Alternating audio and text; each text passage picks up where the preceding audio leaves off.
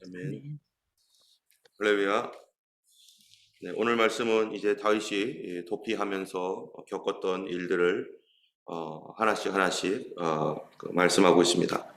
사울은 여전히 다윗을 죽이려고 하는 계획을 거두지 아니하고 그는 정확하게 하나님을 대적한다는 것을 알면서 더 그 강도를 세게 하고 있습니다. 사울은 이미 하나님을 대적하기로 작정한 사람이고 그는 하나님을 믿는다 하지만 하나님을 믿는 사람이 아니죠.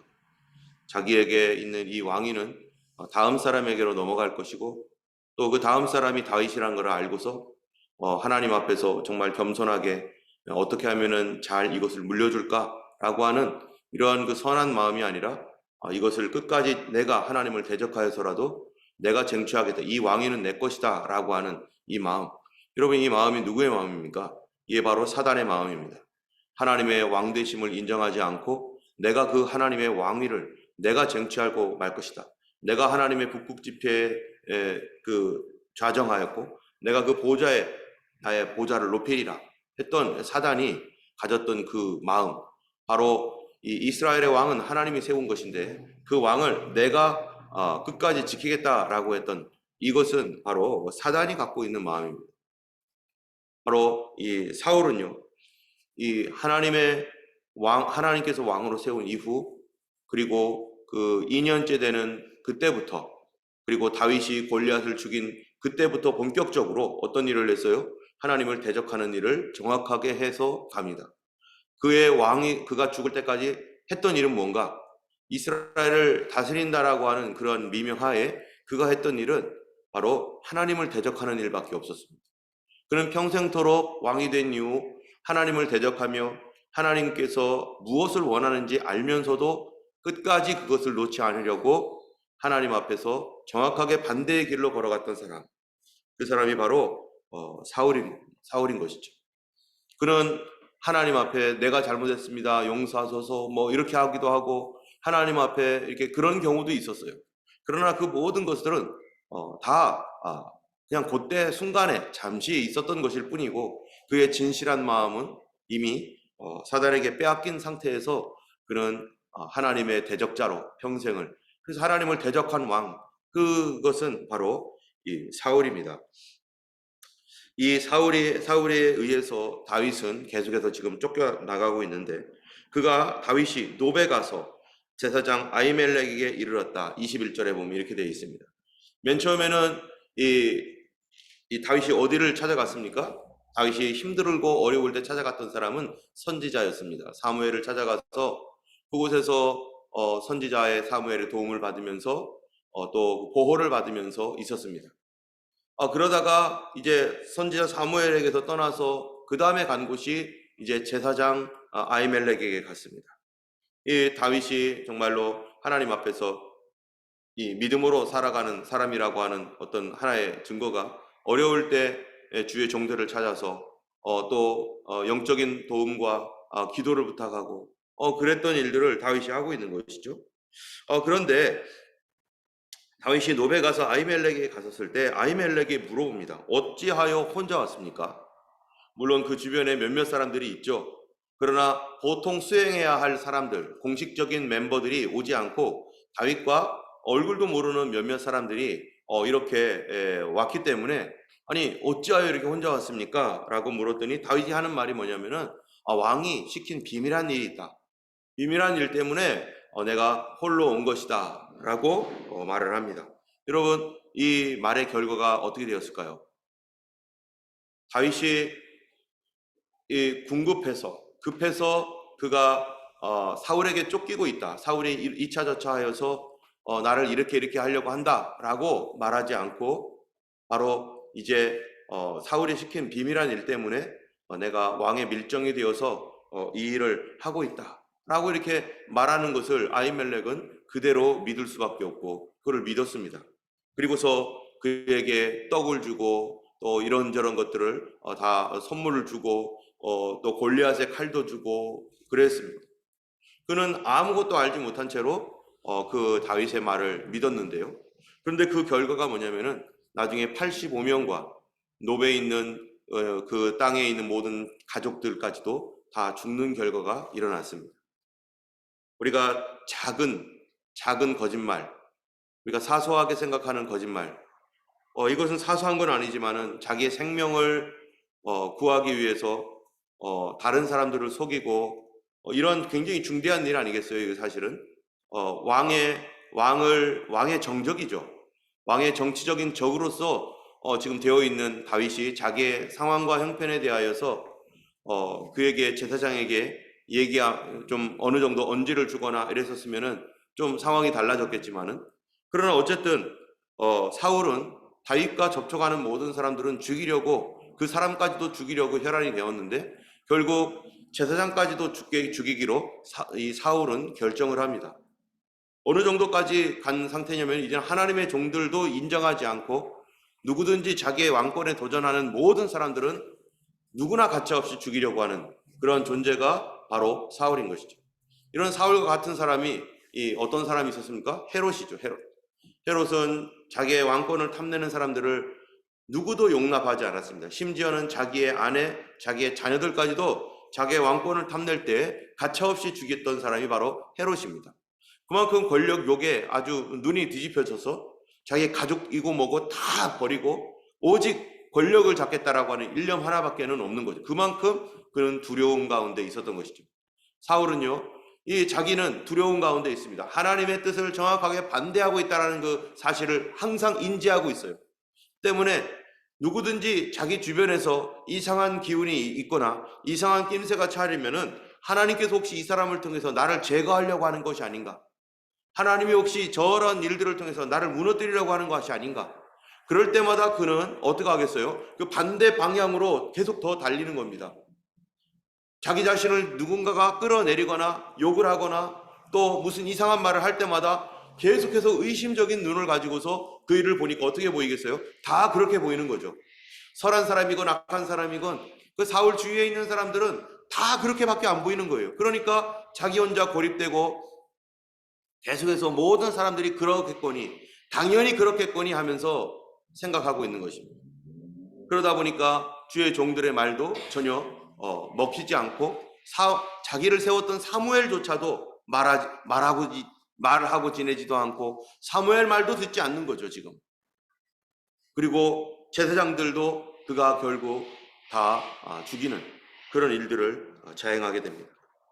이러다 보니까 10절에 보니까 21장 10절에 보니까 그날에 다윗이 사울을 두려워하여 일어나 도망하여 가드왕 아기스에게로 가니, 너무나 황당한 일을 계속해서 당하고 이제 다윗이 이러한 그 쫓기는 그 상황에서 아직은 이 가족들이, 노베에 있는 제사장들이 칼로 죽임을 당하진 않았지만, 그러나 이 다윗이 생각할 때 사울이 계속해서 우리를 이렇게 쫓아오고 여기까지도 분명히 쫓아올 것이다 라고 하는 그런 두려운 생각이 다윗으로 하여금 도저히 이스라엘 경내에 있으면 안 되겠다, 이스라엘 안에 있으면 이거는 분명히 내가 여기서 언젠가는 잡히겠다, 수많은 스파이들이 지금 활동하고 있고 다윗이 어디 있는지 여기저기서 보고가 들어가고 있고 막 그럴 텐데 앞으로 더 많은 스파이들을 다윗을 잡기 위해서 여기저기 동원할 텐데,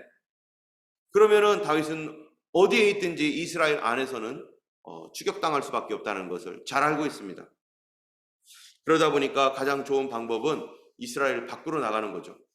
다른 나라로 이제 정치적 망명을 하든지 그렇게 해야 되는 것입니다.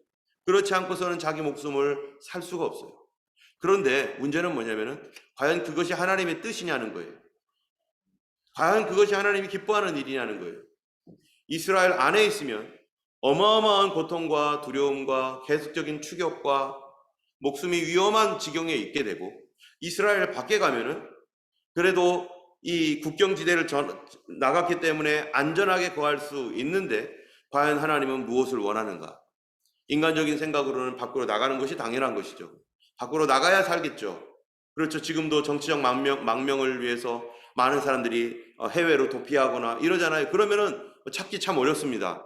그러면 그래도 그나마 안전하게 거할 수 있고 마음 편하게 있을 수 있습니다. 그런데 과연 하나님께서는 다윗이 그렇게 하기를 원하시는가? 하나님의 뜻은 전혀 그렇지가 않습니다. 다윗은 그런데 그날에 다윗이 사울을 두려워하여 일어나 도망하여, 여러분 이 두려움 때문에 어딘가를 도망해야 되는데 그래도 아무리 두렵고 도망하더라도 가지 말아야 할 곳이 있다는 거예요. 가지 말아야 할 곳. 그것은 불신자들이 있는 곳, 믿지 아니하는 땅. 이 다윗이 이스라엘을 지나가서 이스라엘을 떠나간다는 것은 무엇을 의미하는 겁니까? 바로 신앙을 포기하고 있다는 것과 마찬가지입니다. 왜냐하면 그 당시에 이스라엘이라는 나라는 하나님의 도성이었고 하나님의 나라라고 하는 것이죠. 그리고 이스라엘 안에 있었을 때 여러 가지 코셔라든지 그 음식 먹는 거, 정결 규정, 절기 이런 것들은 이스라엘 안에 있을 때 이런 것이 지켜지죠. 밖으로 나가면은요, 이 이방 사람들과 만나야 돼요. 그 사람들이 주는 음식을 먹어야 됩니다. 그 사람들이 원하는 대로 해야 됩니다. 정치적 망명을 해서 뭐 이것저것 가리겠어요? 주는 대로 먹죠. 그러면 자신을 더럽힐 수밖에 없는 거예요. 종교적으로 자신을 더럽히는 그런 상황에 들어갔다는 것이죠. 때문에 다윗이 이제 너무 궁급해가지고 교회를 떠난 거나 마찬가지예요. 이제 교회를 떠나서 다른 사찰에 가거나 다른 종교에 어떤 뭘 하거나 안 믿는 세계 속으로 들어가서 이게 하나님도 없는 그 속에서 막 살아가고 있는 그런 곳으로 다윗이 나간 거예요. 바로 가드왕 아기스에게로 도망갔습니다. 가드에도 신이 있고 거기에도 다스리는 규칙이 있고, 그랬었을 때 사람들이 말합니다. 신하들이 말하기를 이 사람이 다윗 아닙니까? 사울은 천천히요 다윗은 만만이다라고 했던 그 엄청난 다윗, 그 사람이 아닙니까?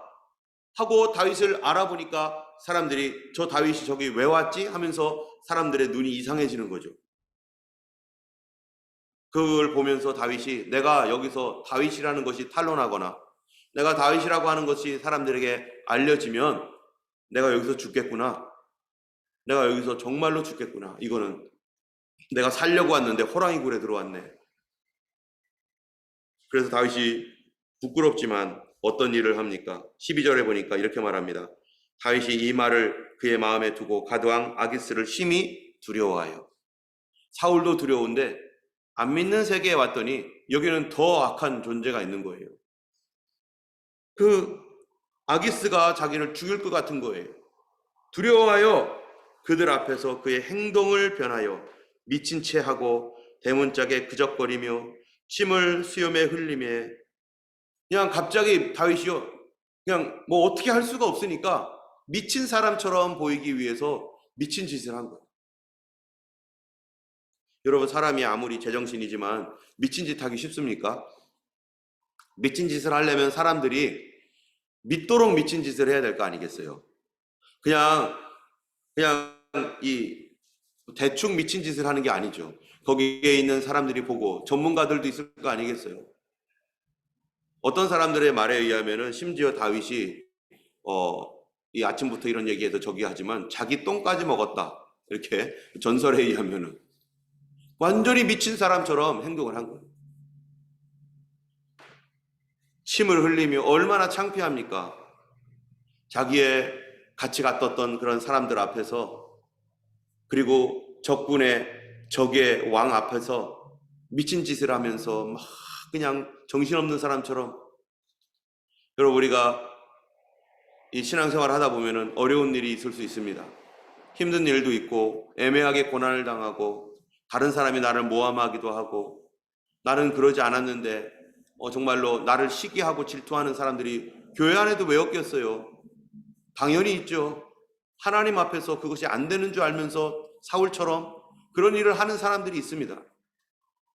그럴 때 어떤 사람은 그거를 당하는 사람도 있어요. 그럴 때 이건 누가 그렇고 누가 안 그렇고 하는, 우리 모두가 다 그러한 그 사단의 그러한 이 세력에 잡혀서 이리저리 그렇게 될 수도 있는, 얼마든지 그런 상황이 하나님의 허락 가운데 있을 수 있는 것이죠. 그럴 때 아무리 급하다고 이제는 교회 안 갈 거야, 이제는 예수님 안 믿을 거야, 교회 갔더니 상처만 받고, 교회 갔더니 사람들이 왜 이렇게 시기하고, 교회 갔더니 왜 이렇게 그 사람들이 그러냐, 나 이제 내가 예수님을 오랫동안 믿었지만 너무 상처받았으니까 나 이제 교회 안 다닐 거야. 여러분, 이렇게 되면요, 하나님 택한 백성은 어떻게 될까요? 하나님 택한 백성은요, 밖에 나가서 온전하지 못합니다. 오히려 더 창피를 당하고 오히려 더 어려움을 당할지도 모르죠. 영적으로는 다 피폐하게 되고 지금 특별히 다윗은 어떤 사람이냐면은 이스라엘의 왕입니다. 여러분, 이스라엘의 왕 될 사람은 어떤 사람이 되는가? 안 믿는 사람들과 짝짝꿍이 맺어져 가지고 그 사람들과 함께 전쟁 수행하고 그 사람들과 함께 가가지고 막 그 사람들 먹는 거 먹고 마시는 거 맞고 뭐 이러면서 해야 되는가? 그랬던 사람이 어떤 사람입니까? 바로 이 솔로몬 아닙니까? 솔로몬이 이스라엘 왕으로서 정말 왕의 지위가 높았지만은 외부에서 어떤 수많은 사람들 다 받아들이고 수많은 여자들 다 자기 안에 만들어 놓으니까 나중에 이스라엘이 뭐가 되는 우상단지가 되고 그 나라가 다 무너져 버려 가지고 이스라엘이 갈라지게 되는 원인이 되었던 것이 바로 솔로몬의 이 범죄 때문인데, 이스라엘의 왕이 되어야 될 이 다윗은 순결하고 순수하게 하나님께서 세우고자 하시는데 다윗이 이곳에 가가지고 그렇게 다른 가드왕 앞에서 이 창피를 당하면서 다윗은 이제 다시 거기서 나옵니다. 그러면서 지은 시편이 있습니다. 그러면서 다윗이 내 기도를 응답하신 하나님께 감사하나이다, 나를 죽음에서 건져주신 하나님께 감사하나이다 하면서요, 나중에 여러분 시편을 찾아보면은 다윗이 지은 시가 있어요. 그때 그 이후에 지은 시. 근데 그 다윗이 하나님께 막 감사하는 거예요. 나를 건지신 하나님 은혜 감사. 이런 가운데서 그가 다시 돌아왔습니다. 돌아와서 이제 보니까 어디 살 데가 없으니까 아둘람이라는 굴로 들어갔더니, 아둘람 굴로 들어갔다는 소문이 나니까 이 사울에 의해서 그동안 정치적 핍박을 받았던 사람들이나 고통을 받았던 그런 그 사람들이요, 다윗에게로 몰려드는 거예요. 사울이 하나님을 대적하고 하나님을 없이 여기고 정말로 사단의 짓을 하면서 그렇게 가니까 신실한 사람들, 하나님을 정말로 경외했던 그런 신실하고 믿음으로 살아갔던 그런 사람들이 어려움을 당한 사람들이 많은 겁니다. 그런 사람들이 몇 명이나 모였느냐? 약 400명가량이 다윗이 거기 있다는 얘기를 듣고요, 여기저기서 모여들었어요. 그리고 나서 다윗이 아둘람 굴에 있다 보니까 또 무슨 생각이 드는 거예요. 여기 예전에 나 홀로 있었을 때는 좀 덜 했는데 400명씩이나 몰려드니까 이제는 큰 무리가 있으니까 이제는 더 큰 위기가 되는 거예요. 그 사람들이 자기를 구원할 수 있는 방패가 되기도 하겠지만, 그러나 이 400명이라는 무리가 한 곳에 모여 있으면 더 쉽게 파악이 되는 거죠. 스파이들이 왜 그런 걸 모르겠어요. 그러니까 다윗은 또 생각을 합니다. 다윗이 아마 기도했겠죠. 하나님, 제발 좀 살려주세요. 나 여기서 좀 건져주세요. 고쳐주세요. 지켜주세요. 그랬다가 다윗이요, 3절에 보니까 22장 3절에 보니까 다윗이 거기에서 어디로 가요? 또 모압 미스베로 가서 이제는 모압 왕에게 갑니다. 지난번에는 가드 왕에 가가지고 미친 짓을 해가지고 겨우 살아났는데 이제는 모압 왕에게 가는 거예요. 여러분, 성경에 보면은 모압 땅으로 갔던 믿는 사람들이 있었죠. 그 사람이 아히멜렉이라고 하는 이 아히멜렉이 엘리에셀인가요? 예, 이 룻의 시부모님들이 거기에 갔다가 결국 시아버지는 돌아가시고 이 와이프였던 나오미만 겨우 살아서 두 자부와 함께 돌아오게 되었던 바로 그 땅 모압. 이 모압 땅으로 가가지고 모압 왕에게 이제 자기 부모님까지 모시고 모압 땅으로 가서 우리 좀 살려달라, 우리가 정말 이렇게 너무 어렵다 하면서 또 믿지 아니하는 곳에 가가지고 그렇게 했을 때 하나님께서 어떻게 하셨는가? 5절 말씀 보면 이렇게 말합니다. 선지자 갓이 다윗에게 이르되 너는 이 요새에 있지 말고 떠나. 어디로 가라고요? 유다 땅으로 들어가라. 다윗이 떠나 헤레스풀에 이르니라. 모압 땅으로 갔더니 이제는 선지자 갓을 부르는 거예요. 갓 선지자를 불러가지고 그 선지자가 말을 합니다. 너는 여기서 떠나라. 다시 유대 땅으로 들어가라. 이스라엘 땅으로 들어가라. 다윗의 마음이 어떻겠어요? 정말 죽기보다 싫을 거예요. 유대 땅으로 다시 가면 또 사울의 군대가 추격할 것이고 거기서 맨날마다 두려움 가운데 잠을 잘 것이고 이 400명을 거느리고 있는데 이 사람들을 먹이는 일도 걱정이고 이걸 어떻게 해야 될지. 모압 땅에서 다윗이 그 고민을 하다가 하나님 앞에 결단을 하는 거죠. 하나님, 내가 죽더라도 주님 말씀 따라가겠습니다. 나를 골리앗에도 구원하셨던 하나님, 다윗의 사울의 창으로부터 2번이나 나를 건져주셨던 하나님, 나의 생명은 나에게 있는 것이 아니라 하나님께 있습니다. 지금 주님께서 나로 하여금 이렇게 이 다른 나라로 가지 않게 하시고 이스라엘 땅에 머물라 하시니, 주님, 내가 죽더라도 그 땅에 머물겠나이다. 우리의 생명의 주권자, 보호자는 주님이십니다. 그래서 그는 내가 힘들어도 어려워도 주님의 땅에 있겠습니다. 그 땅이 비록 나를 죽이려고 한다 할지라도 하고서요, 다윗이 바로 이제 유다 땅으로 들어갑니다. 그 유다 땅으로 들어갔었을 때 또 다른 이야기가 나오는 것이 바로 이제 사울이 이 노베에 있었던 제사장들을 불러다가 여차저차한 얘기를 듣고 그들을 죽이는 일을 합니다. 하나님께서 세우신 다윗은 하나님께서 인도하시면서 계속해서 고난 가운데 그를 훈련하시고 단련하시고 또 그를 계속해서 하나님께서 보호하시고 지켜주십니다. 또 이미 타락해버린 사울, 그는 사단의 그러한 그 마음을 받아서 하나님의 뜻을 정확하게 대적하며 하나님이 원치 아니한다는 걸 알면서도 다윗을 죽이려고 계속해서 다윗을 쫓아다닌 것이죠. 그러나 결국 누가 이깁니까? 결국에는 다윗이 승리합니다.